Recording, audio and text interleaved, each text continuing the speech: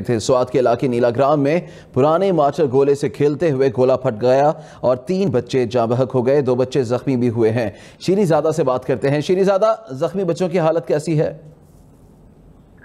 جی بالکل، جو زخمی بچے ہیں ان کو سید الشریف اسپتال منتقل کر دیا گیا ہے، جبکہ اب 3 بچے جاں بحق ہو گئے اس میں۔ اور یہ پرانا مارٹر گولا تھا، جب سوات آپریشن ہو رہا تھا تو یہ مارٹر گولے کئی مقامات پر گرے تھے، جس کی وجہ سے یہاں رکھے گئے تھے، تو جس کی وجہ سے یہ ابھی بھی اب خطرات ہے کہ ان علاقوں میں مارٹر گولے اور پرانے بارود مواد موجود ہو سکتے ہیں۔ تو آج بھی جو پرانا مارٹر گولا تھا یہ کھیت میں پڑا تھا، بچے اس کے ساتھ کھیل رہے تھے یا اس کو نکال رہے تھے کہ وہ اچانک پھٹ گیا، جس کے نتیجے میں 3 بچے معصوم بچے جاں بحق ہو گئے، جبکہ 2 شدید زخمی ہے۔